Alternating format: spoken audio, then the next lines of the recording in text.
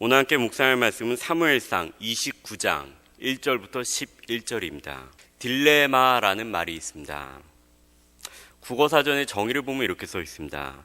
선택해야 할 길은 두 가지 중 하나로 정해 있는데 그 어느 쪽을 선택해도 바람직하지 못한 결과가 나오게 되는 곤란한 상황을 딜레마라고 표현하고 있습니다. 오늘 본문은 다윗의 딜레마라고 많이들 알려져 있습니다. 다윗은 사울 왕을 피해서 계속해서 도망을 다니다가 블레셋으로 망명을 시청합니다. 아마도 지쳤거나 아니면 그를 따르는 사람들을 배려해서 망명을 갔을 수 있습니다. 물론 그의 선택은 절대로 옳은 선택이 아니었습니다. 그리고 이 선택이 다윗을 바로 딜레마에 빠지게 합니다. 블레셋이 이제 대대적으로 이스라엘과 전쟁을 하기 위해서 군사들을 소집했습니다. 다윗은 블레셋에 망명을 하였고 블레셋 지도자로부터 땅을 하사받고 그곳에서 살고 있었습니다. 이 기간이 대략 1년 4개월이었습니다. 땅을 하사받았다는 것은 다윗이 원하든 원하지 않던 간에 그가 지도자와 주종관계, 신하의 왕의 관계를 맺었고 이제 그것의 관계에 묶이게 되었다는 것을 의미합니다. 이제 블레셋은 이스라엘과 대규모로 전쟁을 하려고 출정을 하였습니다. 블레셋 왕이 다윗에게 함께 출정을 하자고 말하는 것은, 명령하는 것은 지극히 자연스러운 일입니다. 그런데 이 자연스러운 일이 다윗에게는 불행히도 너무나도 부자연스러운 일입니다. 다윗은 자신도 알고 있었습니다. 자신이 이스라엘의 2대 왕으로 기름 부음을 받았다는 것을 잘 알고 있었습니다. 그런데 이제 어쩔 수 없이 자신의 민족, 같은 핏줄인 하나님의 선택받은 백성의 전쟁에 참여해야 된다는 것을, 그 상황에 놓여 있다는 것입니다. 전쟁에 만약에 그가 참여하지 않겠다고 말을 하게 되면은 블레셋 왕은 그의 충성을 의심할 것입니다. 그것은 물론이거니와 다윗과 그의 식솔들을 죽이려고 할 것입니다. 왜냐하면 다윗이 망명을 하였지만 자신을 죽이려고 하는 그 사울, 블레셋의 적국인 이스라엘과 전투를 하지 않겠다는 것은 그가 기회를 보아서 이스라엘로 돌아가겠다는 의미를 표현하고 있기 때문입니다. 이 다윗은 블레셋의 명장 골리앗을 죽인 사람입니다. 그리고 이스라엘 사람들은 사울이 죽인 자가 1000이면 다윗이 죽인 자는 만만이다라고 얘기하는 지극히 큰 용사입니다. 이 용사를 지금 배반의 기미가 있을 때 죽이지 않는다면 블레셋은 나중에 두고두고 후회하면서 어려움을 겪게 될 것입니다. 그래서 만약에 다윗이 가지 않겠다고 하면은 다윗을 죽일 것입니다. 다윗은 그래서 거절을 하지 못하고 지금까지 블레셋 왕에게 보여줬던 거짓 충성심을 계속해서 보여주면서 그의 군사들을 이끌고 전쟁에 참여하게 됩니다. 그가 이 대규모 전쟁에 참여하게 된다면 그의 백성 이스라엘은 나중에 사울 왕이 죽은 이후에라도 이 다윗을 왕으로 섬기지 않을 것입니다. 이스라엘이 다윗에게 등을 돌리는 것을 떠나서라도 이 다윗이 가지고 있는 하나님에 대한 믿음, 하나님의 충성을 배반하는 일은 너무나도 힘들 것일 것입니다. 그래서 그의 마음 가운데 지금 이 전쟁에 참여한다는 것은 심히 고달프고 궁지에 몰려 어쩔 수 없이 끌려가는, 도살장에 끌려가는 송아지와 같은 기분일 것입니다. 오늘 본문이 의미하는 것을 우리가 좀 더 잘 이해하기 위해서는 사무엘상에서 다윗과 사울 왕을 비교하는 것을 우리가 잘 보아야 합니다. 27장부터 29장까지의 구조를 보게 되면은 이 구조가, 문제의 구조가 하나님이 함께 하시는 자와 하나님께서 함께 하시지 않는 자의 삶을 비교하는 구조로 27장부터 30장까지 쓰여져 있습니다. 오늘 본문을 보게 되면은 오늘 본문 29장은 28장 마지막과 바로 연결되어 있지 않습니다.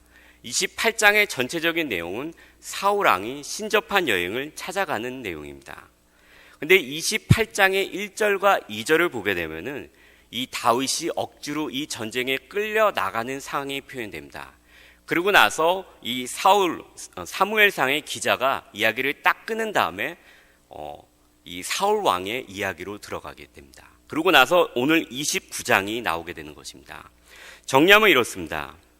28장 1절과 2절에서 자신의 민족과 전쟁에 참여해야 하는 이 다윗의 위기를 먼저 보여줍니다.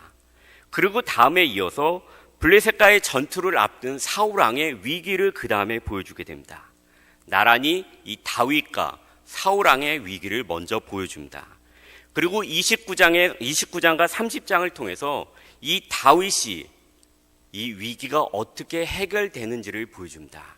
그리고 31장에서 이 사울왕이 어떻게 몰락하는가를 보여줍니다. 그러면서 27장부터 31장의 구조는 이 다윗과 사울왕을 비교하면서 우리에게 이 본문을 말씀해 주고 있습니다. 지극히 대조적인 구조로 이어져 있습니다. 우리의 인생 가운데 우리는 딜레마를 겪습니다.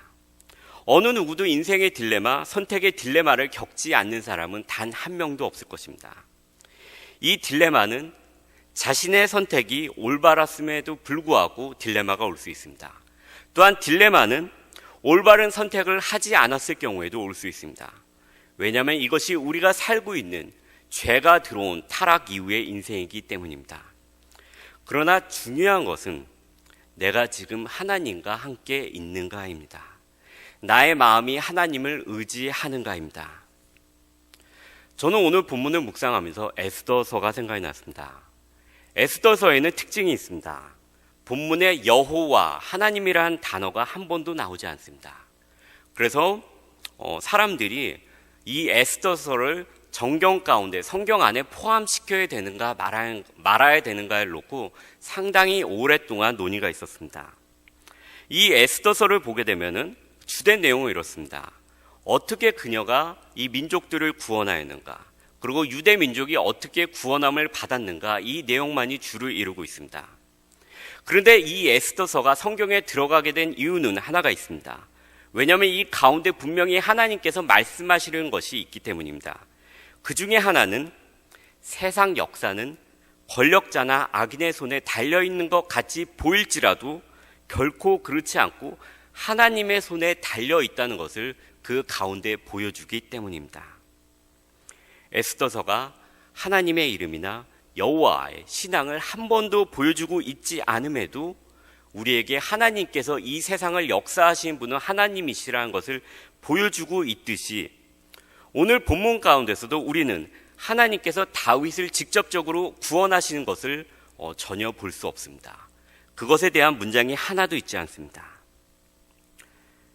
블레셋은 5개의 큰 성읍을 가지고 있습니다. 그리고 이 성읍에는 이 성읍을 다스리는 두령들이 있습니다. 중앙 집권이 그 당시에는 확실하게 이루어지지 않았기 때문에 왕이 있음에도 불구하고 옛날에 고려시대와 같이 귀족들이 상당히 큰 권력을 차지하고 있었습니다. 그런데 이 5 수령들이 다윗이 전쟁에 참여하는 것을 지금 반대하고 있습니다. 그 이유는 너무나도 분명합니다. 다윗이 전쟁터에서 배반할 수 있다는 것입니다. 이것은 지극히 상식적이면서 이성적인 생각입니다. 다윗이 사울왕과 화해하기 위해서 전쟁 가운데서 갑자기 배반을 해서 블레셋 사람들을 죽인 다음에 죽인 그 전과를 가지고 사울왕에게 가게 되면 사울왕이 기뻐해서 둘이 화해할 수 있다는 논리를 이 방백들이 얘기하는 것입니다. 이 사울왕과 사울왕의 뿌리 깊은 증오와 왕권에 대한 욕심을 자세히 알 리 없는 이웃나라의 방백들은 충분한 이런 오해를 할 수 있었습니다. 그러나 이 오해로 말미암아 다윗은 사울왕과 그의 아들 요나단이 죽는 이 이스라엘이 처참히 패배하는 이 전투에 참여하지 않게 됩니다. 여기서 우리가 생각해야 되는 것이 있습니다. 다윗이 자초한 실수, 다윗이 자초한 그 잘못 가운데서 하나님께서 구원하셨다는 것입니다. 그가 항상 잘해서 구원하신 것이 아니고 그의 실수와 잘못 가운데서 구원하셨다는 것입니다. 다니엘과 세 친구의 이야기를 우리는 잘 알고 있습니다. 그들 역시 이방 나라에 끌려와서 처음에는 음식 때문에, 두 번째는 우상 문제 때문에 어려움을 겪습니다. 그들 가운데는 이방 나라에 내가 살고 있는데 어떻게 해야 되는가라는 딜레마에 빠져 있었다는, 딜레마에 내가 빠졌다는 생각이 들 수 있었을 것입니다. 그런데 그들은 믿음의 결단으로 옳은 선택을 합니다.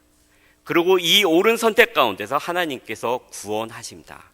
그러나 반대로 다윗은 블레셋 망명이라는 옳지 못한 선택과 이로 인해서 어쩔 수 없이 보여주어야 되는 거짓 충성으로 인해서 비록 그것이 속이기 위한 거짓된 충성일지라도 그 결과로 인해서 오늘 이 딜레마에 직면하게 되는 것입니다. 그러나 다니엘과 에스더와 그리고 다윗의 공통점이 있습니다. 우리는 보통 이 가운데서 하나님께서 그들을 구원하셨다라는 공통점을 찾으려고 합니다. 그러나 여기서 보여주는 공통점은 사실 그것이 아닙니다. 이들 모두 하나님께서 함께 하시는 사람들이었다가 바로 공통점입니다. 어려움에서 내가 구원받은 것이, 어려움 가운데서 그들이 구원받았다는 것이 공통점이 아니고 하나님께서 그들과 함께 하셨다는 것이 그들의 공통점이라는 것입니다. 요셉이 애굽으로 팔려갔습니다. 어려움 가운데서 요셉이 구원을 받았습니까? 결론적으로는 그렇습니다. 그러나 만약에 내가 그리고 여러분이 요셉이라면은 그 상황은 점점 나빠지는 것을 경험하게 될 것입니다. 노예로 팔려갔습니다. 노예로 팔려가서 이제 좀 살만하니 싶으니 감옥으로 끌려갑니다. 그리고 감옥에서 고위 관리의 꿈을 해결해주고 그것이 정말로 이루어져서 고위 관리가 나갑니다. 그래서 기다립니다. 고위 관리가 나를 기억해 주기를 기억합니다.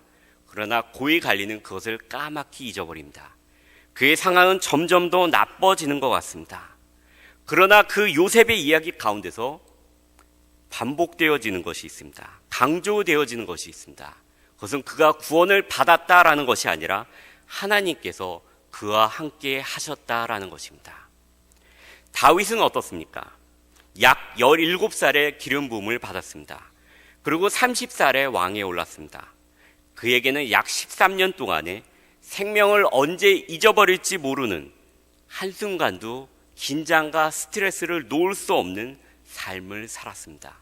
13년, 결코 짧지 않은 순간입니다. 삶은 계속해서 나빠지는 것 같아 그는 최종적으로 그러면 안 되겠다, 블레셋으로 망명을 하자라고 그 선택을 합니다. 그러나 하나님께서는 여전히 그와 함께 하시면서 그를 인도해 주십니다. 나의 삶의 어려움에서 구출되는 것에만 신앙에 초점이 맞추어지고 모든 성경의 말씀을, 모든 목사님의 말씀을 그 어려움에서 구출되는 것에 위로를 갖고 그것에만 집중되어서 찾게 된다면은 스데반이 돌에 맞아 죽을 때 구원하여 주시지 않는 하나님을 과연 우리는 어떻게 바라보아야 되겠습니까? 그러나 스데반이 죽는 그 순간에 그가 본 것은 하나님의 영광과 예수께서 우편에 계시다는 것입니다. 하나님께서 그와 함께 하셨다는 것입니다. 이것이 중요합니다. 하나님께서 지금 이 상황 가운데서, 고난 가운데서, 기쁨 가운데서 나와 함께 하시는가입니다. 다윗은 오늘 이 딜레마에서 극적으로 구원을 받습니다. 그러나 그가 선택한 블레셋 망명이라는 잘못된 선택으로 인한 결과는 피하지 못합니다. 내일 성경을 읽어보시면 30장에서 그와 그의 군사들이 돌아와서 보니 아말렉이 그 사이에 공격을 해와서 모든 재산과 그들의 부인과 자녀들을 납치해 간 것입니다. 잘못된 선택으로 인한 결과를 그는 받게 됩니다. 그러나 그 30장 그 고통 가운데서도 우리는 다시 한번 하나님께서 함께 하시는 사람의 형통을 보게 됩니다. 우리의 삶은 올라가기도 하고 내려가기도 합니다. 고난이 있기도 하고 행복한 순간이 있기도 합니다. 무속신앙이나 샤머니즘 아니면 세상의 종교는 고난으로부터 어떻게든 피하는 데 중점을 두게 됩니다. 그들의 신앙 역시 그렇습니다. 그래서 신을 달래기 위해서 힘씁니다. 헌금을 하고 자신을 희생하면서 절을 계속해서 하면서 신앙심을 보이려고 노력합니다. 그 고난으로부터 어떻게든 벗어나려고 합니다. 고난이 나에게 오지 않으려고 노력합니다. 그러나 우리는 성경이 말씀하는 것은 우리에게 오는 고난 가운데서 하나님이 함께 하심을 경험하여야 된다는 것입니다. 고난이 오지 않는다는 것이 아닙니다. 성경 우리에게 계속해서 말씀합니다. 고난이 분명히 온다고 이야기합니다. 믿는 사람이건 믿지 않는 사람이건 죄로 인해 이 어그러진 세상 가운데서 고난은 피할 수 없다는 것입니다. 중요한 것은 하나님께서 하시는 사람은 결국에는 스데반같이 형통하게 된다는 것입니다. 우리는 이 형통을 예수 그리스도를 믿음으로 인해 얻습니다. 그리고 어떠한 역경과 고난 가운데서 순교의 자리에 있을지라도 우리는 주님과 함께 있으며 주님은 우리를 떠나시지 않는다는 것입니다. 저는 오늘 본문을 나누면서 하나님께서 믿는 자와 함께 하심을 믿으십시오. 함께 하십니다. 라는 말씀을 드리려는 것이 아닙니다. 하나님은 믿음 가운데 있는 자와 함께 하신다는 그 사실을 말씀드리는 것입니다. 사실은 나의 믿음이 고난으로 잠시 흔들릴지라도 변하지 않고 언제나 그 자리에 있습니다. 스데반과 같이 자신을 죽이는 돌이 자기의 눈앞을 향해서 달려오고 자기 몸에 맞는 그 상황 가운데서도 하나님께서 그 함께 하시다는 그 사실은 변하지 않습니다. 13년간의 고통 가운데서 도망다니는 이 다윗의 고통 가운데서 그의 믿음은 흔들릴 수 있습니다. 블레셋의 망명이라는 잘못된 선택을 하는 그의 믿음은 흔들릴 수 있습니다. 그러나 그 가운데서도 하나님께서 함께 하신다는 그 사실은 변하지 않았기 때문에 다윗의 마음 가운데는 하나님을 향한 마음이 있었습니다. 우리의 믿음은 상황이 아니라 사실에 있습니다. 지금 어떠한 상황 가운데 있을지라도 이 사실을 믿고 나아갈 수 있는 저와 우리 모두가 되었으면 좋겠습니다.